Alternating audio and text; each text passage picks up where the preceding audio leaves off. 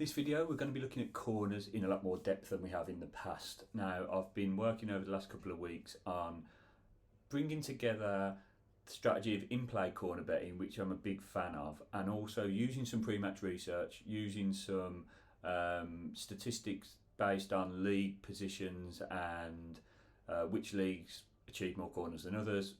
Basically there's been a lot of data crunching. So I've been getting data on shots for, shots against, corners for, corners against, possession, and then also when looking at corners, I've been looking at how the corners were won. So whether it was a result of a cross, whether it was a result of a shot, another piece of play, and I've been looking at the for and against of both. Basically, there's been a lot going on. There's a lot of stuff you can get involved in when you start delving into corners. Now in this first video, we're going to keep it real basic. I'm going to split these videos into a few so that we don't cram too much into one. This one, we're just going to be looking at the simple dynamics of corners, of how many corners each team will get if they're at the top of the league, at the bottom of the league, how many they'll concede, how many they'll win at home or away, what the differences are between different strengths of teams and how many corners they win. Looking at corner totals as well as corners won per team, which is a distinction that's important to make, as you'll see later in the video, and also a quick look at possession and how that affects corner counts. So I hope you enjoy the video. We're basing this on Brazil Serie A from 2022-23 season, so it was a complete season last season. Just one word of note, when you look at the tables where it's got win, draw, win, it doesn't mean win, draw, win in terms of games won in a traditional sense. It means a corners match. So if the team's played 38 games and they've won 31 games, that means they've won the corner race 31 times in the season. So they've got more corners than their opponents 31 times in the season. They might have drawn twice and they might have lost 5 times. So just bear that in mind when you're looking at it. If you do look at the Serie A table from last year, you're not going to see the same figures for win, draw, win as you'll see in the traditional league table. So it doesn't affect the data in any way. It's just the way that it's presented through the database I used. If we're looking at corners, it's going to show me wins for corners rather than win, draw, win. So right, let's get a look at the data. So let's have a look at some stats. We've got all matches home and away for these first stats. So you can see the table on the left, and the top 3 teams who finished top 3 in the league averaged 6.39 corners per match. So you can see Palmeiras with substantially higher at 7.89, and then just over 5 for Internacional, just under 6 for Fluminense. And the bottom 3 averaged only 5.10 corners per match. You can see that's a 4.47, 5.45 and 5.39. And if you look at the top versus bottom, so that's Palmeiras, as we said, and Avaí, there's a difference of 3.42 corners per match, which is a lot, especially if that's what you're betting on and you're looking for some real precision with your research and your pre-match stats. 3.42, that is a big old difference. So that's across all games, home and away, top versus bottom, just to show you the difference between whether the high teams, proving the hypothesis, if you like, that the better teams win more corners. And this would suggest that at the moment we're looking like they do. Obviously you can drill much further down into this than just that. So again, we're looking at home and away. And if you look at the 3 teams with the most corners conceded, they have an average position of 17th. I haven't highlighted that, but you can see the 20th, 18th and 13th. So that shows that the poorer teams, if you like, concede more corners. And do we back that up with? Yes, we do. So 3 teams with the least corners conceded have an average position of 5th. So Palmeiras in 1st, 9th and 6th. And if we look at home matches only, so like I said, you can drill down to this in so many different ways. And we're just going to scratch the surface with this first video with some pretty obvious statements, to be honest, but it's just to set the foundation for what we're going to do later. So home matches only, the 3 teams with the most corners won have an average position of 3rd. So you can see 1st and 3rd and 5th with Flamengo as well. And the 3 teams with the least corners won have an average position of 14th. So obviously much lower. Not as much of a difference as it was in the overall, I don't think. But yeah, you can see there only 5-1, 4.74, 3.79. But you can see here, this is where some of the nuances come in. You can see here that the total corner counts are closer than the gap in the corners won. So in the corners won, we're saying There's about 4 corners difference in the averages for the corners won by the top 3 and corners won by the bottom 3. But when you look at the totals, there's actually only sort of a difference of around 2 corners. So it shows that the gap is closed a little bit when you look at total corners. So if you're not looking at who's going to gain the most corners, that sort of bet, which I don't really use very often, I tend to look at total corners. The gap between the top and bottom teams in total corners for their home matches is smaller, and that's because the home matches for the poorer teams mean that they're often going to have a high quality opponent, and the away team will get more corners against them, so they'll concede a lot of corners even though they're not actually winning corners. So the total will still not be that different to the top teams, because with the total we don't really care who's winning the corners, just that they're being won by one of the teams. So that explains a little bit as to why, even though they're not winning many corners, the gap between the total corners is smaller. So that's something to just be aware of. It's pretty obvious, like I said. So if we look at away matches only, 3 teams with the most corners won have an average of 8th position in the league, and the 3 teams with the least corners won have an average of 12th position in the league. So that's closed up quite a lot since looking at the home matches, 8th and 12th. What can we deduce from it? Well, I mean, you can sort of go around the houses thinking of reasons why that might be. So away matches, the stronger teams are still going to have more corners, but not as many as at home.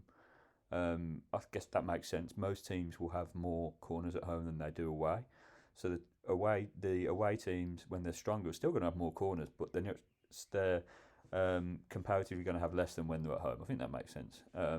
And again, the poorer teams are going to have less corners in away matches than they even do in home matches. So we're not going to look at a huge corner count for away matches for the poorer teams. But this is where it gets interesting. The teams winning fewer corners actually, according to this, have a higher total corner count. So let's just let that sink in a little bit. We're looking at away matches here, and wherever at the top it says corners home team, that just means corners for the teams highlight. It doesn't mean the home team, it means the team in question, if you like, from the left hand side. So teams with fewer corners won fewer corners have a higher total count in away matches.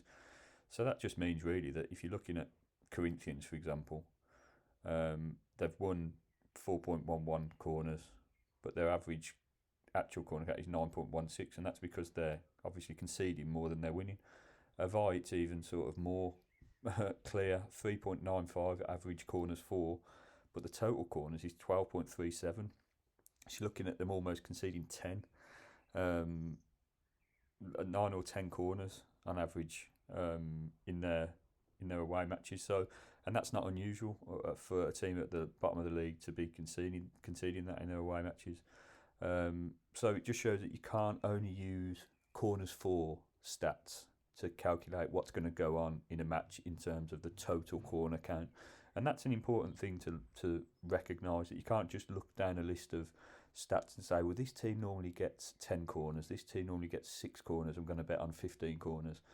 That's not actually how it works. You've got to actually factor in the comparative record of the teams playing against each other, home and away, and how they perform. So if you did that in this instance, if you just said, right, Palmeiras get 6.47 and Avai get 3.95, so that's, just over 10 corners. But you can see that, in fact, the total corners for Avai in away matches is actually as high as 12.37. So you've just got to do a little bit of digging into the data, really, if you want to sort of find that edge. And finally, I'm looking in this video just at possession. It's quite aesthetically pleasing, this one. It's sorted by it's the table sorted by those with most possession first. So basically, we're looking at how much possession the team has had and how it affects their corner count. So you can see on the right hand side I've sorted it. So in green it's positive possession stats, and then it goes to neutral at 0, and then red is when you've had less possession. So you can see that at the top of the league you've got the better teams, you would argue, but it's not quite as clear cut as it is with some of the other stats we've looked at. And you can see down here is where the negative ones come in. But I mean, there are some outliers in this, so it doesn't have as much of a bearing, I don't think, that a statistically significant bearing as some of the other stats we can look at. So, I mean, if you look at the outliers, we've got these two here, 17th and 18th place, but they're pretty high up in the possession rankings, and they actually have, on average, more possession than their opponents, but they're finished in 17th and 18th. So they're not winning many games, and they're not getting a huge amount of corners either. The total corner counts are decent because they're conceding, but then you've got also International, who finished second in the league, but they're not actually having a possession advantage. It's all different styles of play, and that's what makes football so interesting, to be honest. I get a little bit bored of these possession merchants who just hold on to the ball, play it around the back, play it forever, thinking that they have to play that way, even though haven't got the players that suit that style. So the teams that do it properly, they're amazing to watch. You know, your Man City's, Barcelona in their pomp, but then you get teams in the Championship that I watch trying to do it, and I get that they're trying to play the right way, but they're not cut out to do it. So they'll hold on to the ball forever, but they'll never score and they'll never do any attacking because they haven't got the cutting edge. And you can see here that on the opposite end of the scale, you've got teams who are in 7th and 8th, who are negative in possession. So you've got teams that are getting -10 and -12 in Fortaleza and Atletico PR. So these teams are obviously more ruthless in front of goal, you'd suspect, get the ball forward a lot quicker and play I'd suggest, I haven't watched them, but play a higher tempo, move the ball from back to front a lot quicker than the majority of teams. Sometimes will bypass the midfield, sometimes might not be scared to play a long ball, which is quite unusual in the Brazilian game, because they're successful, they're scoring goals, and they're clearly winning games, but they're not having much possession. So these different styles of play are something that you want to be aware of when looking into corners. It's very important, actually, because if you're looking at a team that holds on to possession and doesn't really look for openings, doesn't really look to put the ball in the box or have shots unless they're sort of very strong favourites to get a goal out of that position. So if you think about XG, which is very popular, if teams are sort of only taking a shot when the XG is pretty high, then you're not going to get loads of corners, you're not going to get a lot of block shots, you're not going to get a lot of crosses. Whereas if you've got teams that are willing to sort of gamble and have shots when the XG is quite low, and they back themselves from long range, they back themselves putting the ball into the box, then they're going to get more corners. If you look at that stat here, you can see that, for example, it's not going to work with all of them, but Corinthians have got plus 10% possession, and their corners for, you can see there, this is home and away. Corinthians corners for 4.97, whereas you've got Atletico PR down there who are -12 and they've got 5.26 corners, and Fortaleza who are 5.32. So that sort of highlights what I'm saying. Some teams will have a lot of possession and not generate many corners. Teams that are more direct will probably have more corners. So that's something that you want to be aware of as well. So I hope you found that video somewhat useful. There's a lot more data that I've got on that spreadsheet that's been hidden so as to not confuse. So the corner breakdowns, how they were won, what percentages were won by which method. Also total shots on target, how many shots there were per corner, how many total shots on target there were per corner. And we break that down a lot more in the next couple of videos because I don't want to overwhelm with too much corner data, and they're pretty dry to look at, some of these spreadsheets, so I don't want to just bombard you with endless spreadsheets. This was just a basic outline of what you should be looking for and where to start. So in the next videos we'll be building on that, and hopefully we'll go a long way to ironing out the creases in our corner betting strategies. So I hope you like the video. Please like and subscribe. It does me a big favour. Everyone says it, but then when you start looking at your own metrics and realising your videos don't show very high up the search rankings, you realise why they're saying it. So if you could just like and subscribe, I'd really appreciate it. So yeah, man, take it easy, have a good weekend, see you later.